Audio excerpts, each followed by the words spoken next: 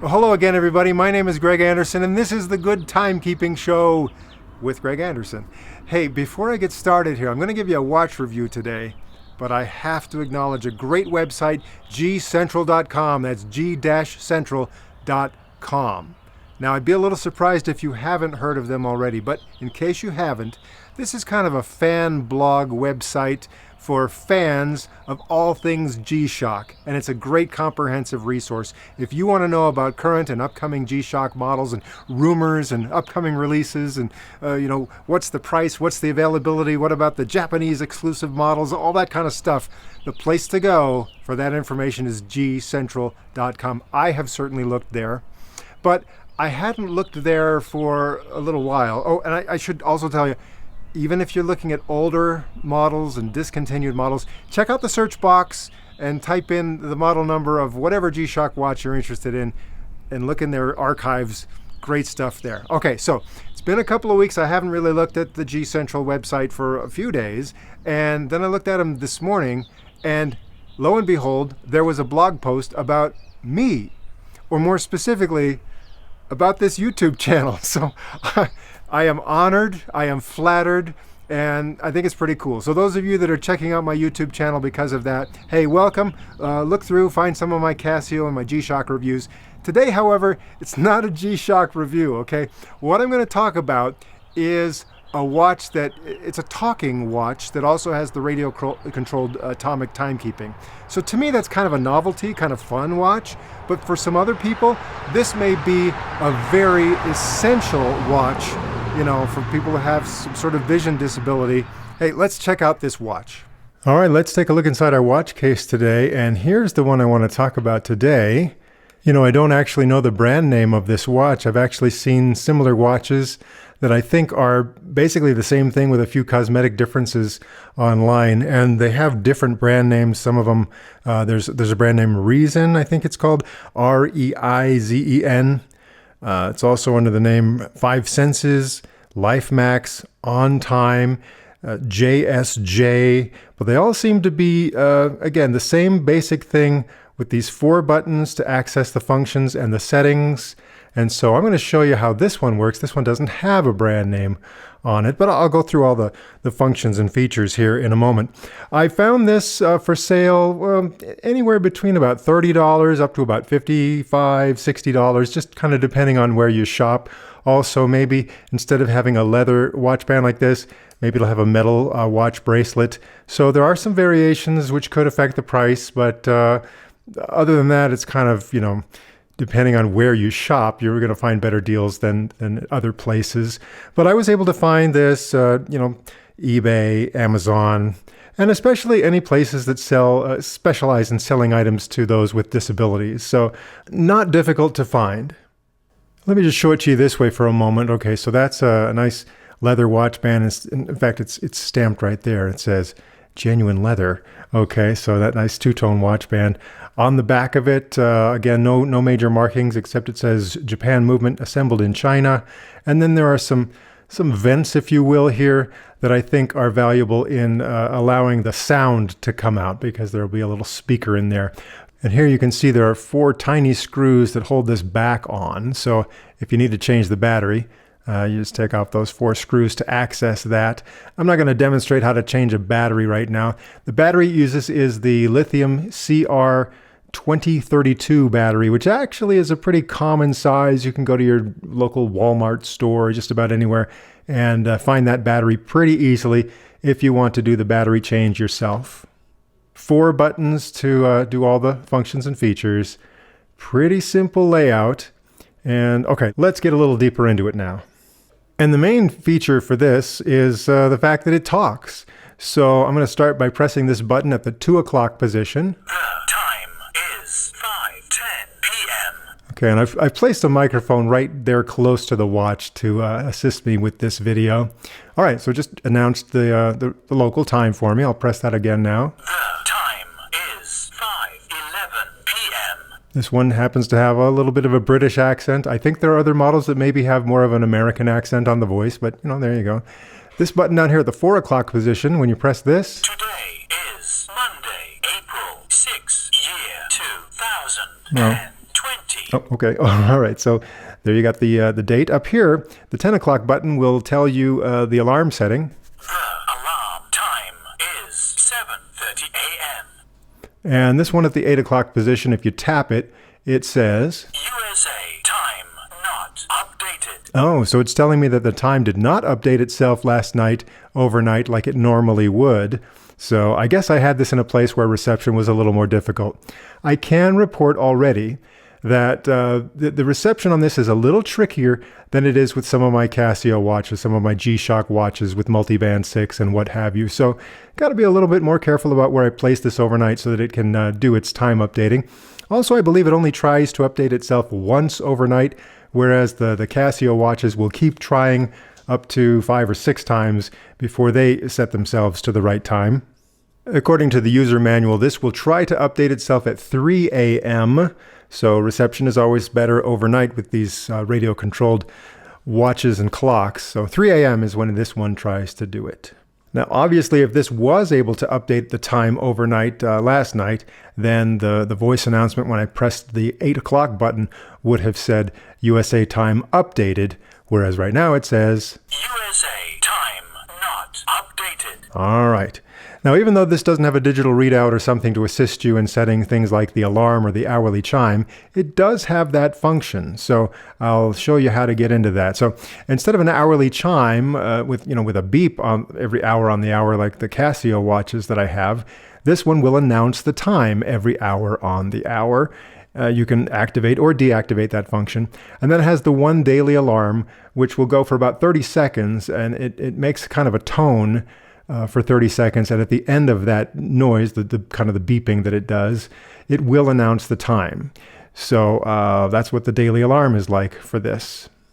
To get into this setup, you press and hold the number 8 button. And I should tell you, there's a simple little manual that comes with it, but if you forget what the manual tells you to do, it actually prompts you pretty well with the voice. So you can figure it out pretty well as long as you know you start by holding down the number 8 button. So let's try that. Hold it down for a few seconds. Alarm, press 10 o'clock button to set. Okay, so it's just told me if I want to set the alarm, I start by pressing the 10 o'clock button. Let's try that. Press 2 o'clock button to set. Hour, 4 o'clock button, 4 minutes, 8 o'clock button to confirm. All right, so if I want to change the hour, let's do that with the 2 o'clock button. 8 o'clock a.m., 9 o'clock a.m. Okay, so right now it's set for 9 o'clock. Let's set it for... 37 minutes. Oh, it was previously set to 7:30, so 39 and 40 minutes. now it's set to 9:40. So if I confirm with the 8 o'clock button like it prompted me, Confirm. The alarm time is 9:40 a.m. all right, that's ready to go. Now, if I start over here, USA time not updated. okay, I have to hold this 8 o'clock button again. Set alarm. Press 10 o'clock button to set. But if I push it now, Alarm on off. Press 10 o'clock button to set. so if I want that alarm to be on or off, I would start with the 10 o'clock button for that. Press 2 o'clock button to on. 4 o'clock button to off. 8 o'clock button to confirm. Okay, so there's my instructions there. Confirm. Now I'm going to press and hold this again. Set alarm. Press 10 o'clock button to set. Alarm on off. Press 10 o'clock button to set. I'm going to press 8 again. Time on off. Press 10 o'clock button So to that- set. Okay, so that's the hourly chime. I can, go through that. And then one more. Time zone setting. Press 10 o'clock button to set. Okay, the time zone setting. So this particular watch is made to be used in the continental United States. The time zones you can choose are Pacific, Mountain, Central, or Eastern.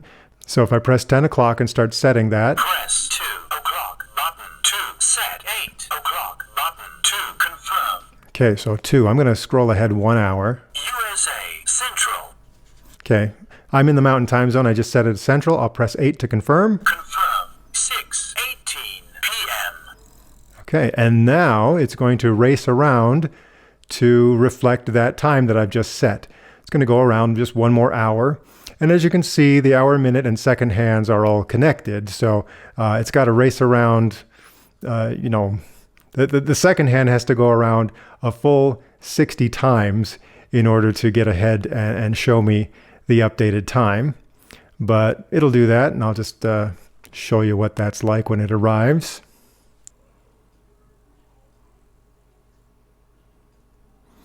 And there you go. That's how it changes time zone. So if I set it ahead to the next time zone, which would be Eastern, it would have to do that again to go around an hour.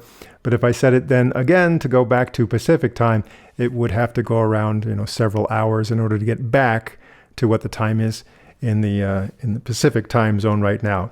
Normally, the first thing you would do with this watch after you got it would be to set the time zone. And then if the watch is not exactly right, you can wait for it to set itself overnight, or you can initiate a manual time reception. And in order to do the manual time reception on this, you would press and hold this 10 o'clock button for about 5 seconds. And then the second hand will go around and stop pointing to the 7.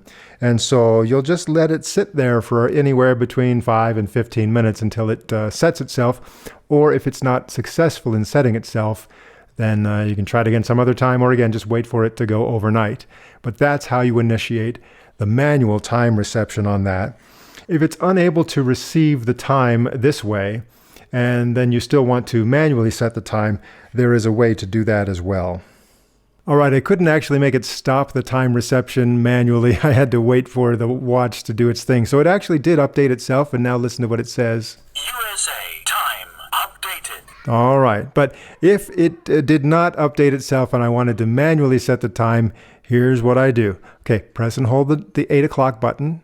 Set alarm. Press 10 o'clock button to set. Press again. Alarm on off. Press 10 o'clock button to chime on off. Time zone set time. Press 10 o'clock button to set. Okay, so this is where I could manually. Press 2 o'clock button to set. Hour. 4 o'clock button 4 minutes. 8 o'clock button to confirm. Okay, and they do warn you when you do this to make sure you listen closely for AM or PM. 7 o'clock PM. 8, 9, 10, 11, 12 o'clock AM.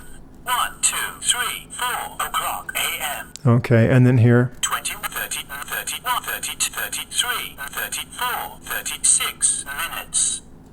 And 8 o'clock to confirm. Confirm. 4 o'clock 36 minutes AM.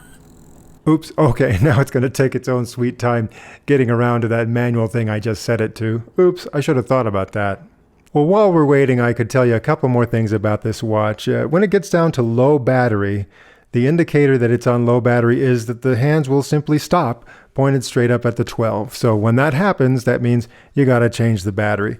As I said, the lithium CR2032 battery is pretty easy to get.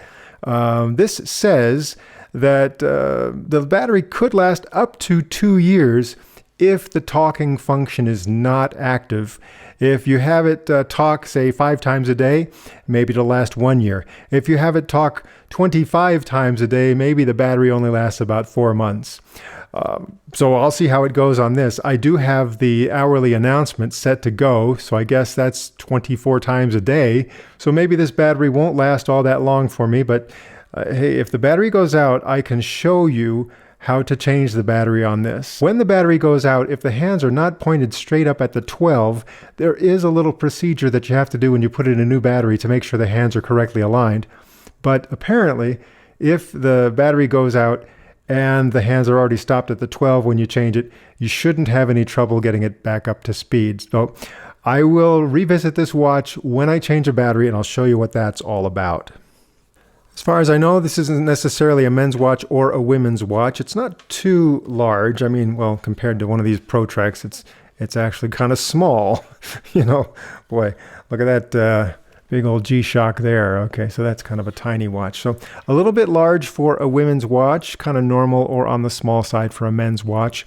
And since it has those vents on the back that allow the sound to come out better, that also means that this is not water resistant. Very easy for water to get inside there, even if you're wearing it when you wash your hands. So be careful about that. It's not necessarily a tough kind of a watch, especially compared to like a G-Shock. This is going to feel lightweight. It's going to feel like it's not going to take a beating very much. Right now I've left, it came with kind of a little plastic cover covering of the crystal, just this flexible plastic that you could peel off. But I decided to leave it on just as a little bit of extra protection. And this case is not metal. It's painted to kind of look like metal, but it's just plastic that's painted. And I think, even though I haven't tried it yet, that it should be pretty easy to remove the watch band if you've got especially a spring bar tool to do that with. You could replace this with some other watch band if you wanted to. As I said, very straightforward and simple. 4 buttons to do everything, and could be very useful for someone who wants to know the time and wants atomic radio-controlled timekeeping and wants to just hear the time because perhaps they have a vision problem. So this could be kind of nice. Now, I wanted to demonstrate just how loud or quiet this watch is. You can be the judge of that. What I'm going to do is I'm going to talk in my regular speaking voice, and I'm going to put the watch right up next to my mouth. And while I'm talking, I'm also going to push the buttons and have it announce the time a little bit. So you can hear how loud that is compared to my voice when I'm talking to you. So how loud do you think that is? Do you think that's loud enough? I don't know. It's okay. So you may or may not think that's loud enough, but that is the volume, and there's no way to adjust the volume other than, maybe hold it closer to your ear. Finally, there is some luminescent material on the hands, so see what you think of that. This is not a perfect representation of what that would look like in the dark, but at least you can see, that's the general idea of what you're going to get. So there you go. Fun for me to have a talking watch, but really super useful for some other people that could really appreciate a clock that actually literally tells you the time. All right, that's all for now. I've got a special package coming in a few days, and it's not a G-Shock watch. It's something else, but it's coming, and when I get familiar enough with it, hey, there's going to be yet another product review right here on the Good Timekeeping Show.